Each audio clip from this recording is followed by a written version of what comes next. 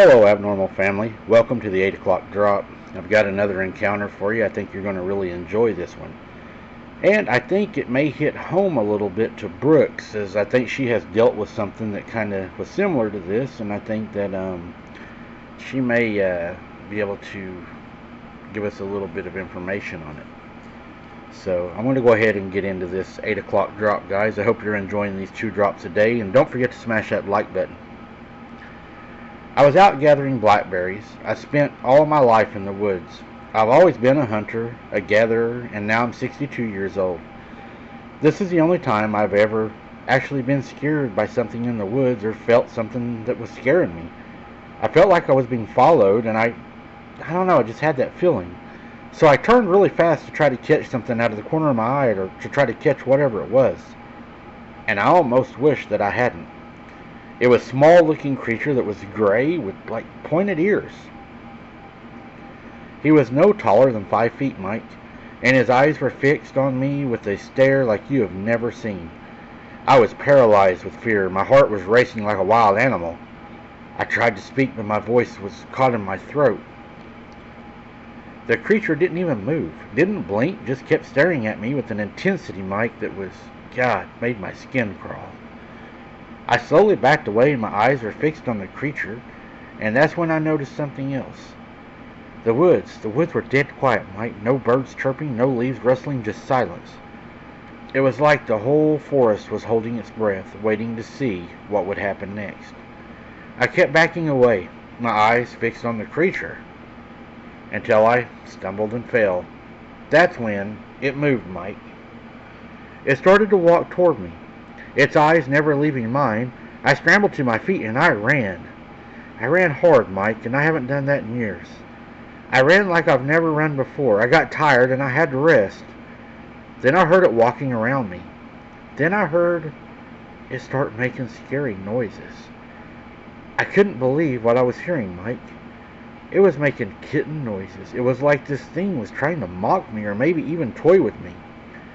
I kept walking, trying to keep my eyes fixed on the path ahead, but my heart was racing and my skin was crawling.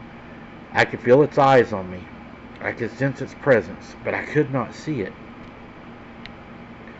Suddenly, it darted out from behind a tree and started walking alongside me, still making those kitten noises. I tried to shoo it away, but it just kept pace with me, its eyes fixed on mine. I was frozen with fear. I didn't know what to do. And then just as suddenly as it happened and it appeared, it was gone. I was left standing there alone in the woods, wondering if I had just imagined the whole thing. But I knew I hadn't. I knew that I had just encountered something truly inexplicable, something that defied all logic and reason. I ran as fast as my legs could carry me. I didn't dare look back, fearing what I might see. Yeah, I had the shit scared out of me. The sounds were getting louder, more intense, like a canopy or something of chaos. I could feel the ground shaking beneath my feet like the earth itself was trembling with fear. I finally reached my truck and I flung the door open. Alongside the truck with scratches, but I didn't dare stop to check them out.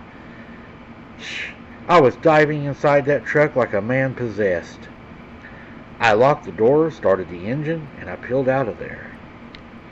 Like a bat out of hell. I didn't stop until I was back in civilization, surrounded by people and buildings and the comfort sounds of everyday life.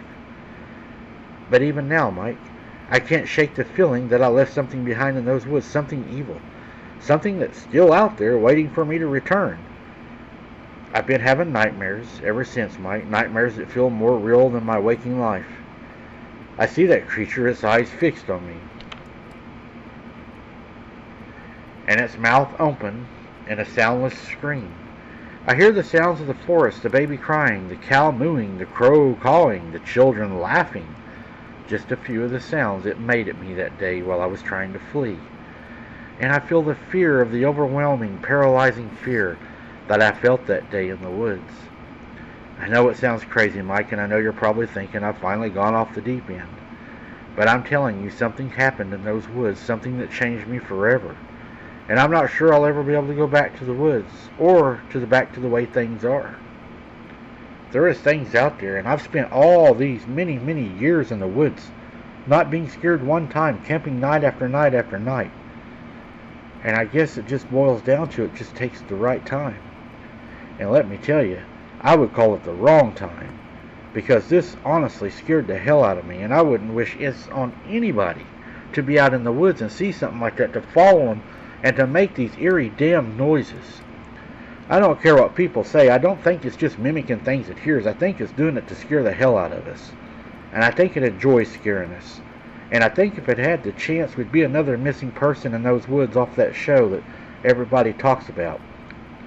Mike, I worry. I worry about you being in the woods now alone. I love your boots on the ground. I do. But I would a lot rather see you safe than out there. These things are out there. They're evil and they're crazy. And they will follow you and they will scare you. And I believe they will kill you. Stay safe, my friend. And I look forward to more of your shows. And thank you for sharing my story if you've decided to use it. Ben. Well, Ben, I do believe that depending on the area you live in and how thick that some of these cryptids are, if you have a higher chance or a lower chance. But I do believe these creatures are everywhere, and you probably happen to run into one of the very few in your area. It is very scary. And, you know, we focus a lot on Dogman, Bigfoot, werewolves, and, you know, even the Wendigos spoke about quite often. But a lot of people don't focus on the other things that's out there. It's not just those things. There is many other creatures out there, I believe, that were also tainted, that are also creatures out there that we don't even think about. Some very large, and I think some even very small. Let me know what you think in the comments, guys. What do you think? Do you believe there's a lot more creatures out there?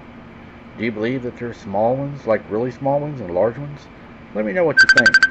Until next time, guys, keep your head on a swivel, and don't be something's dinner, and I apologize for that last ring.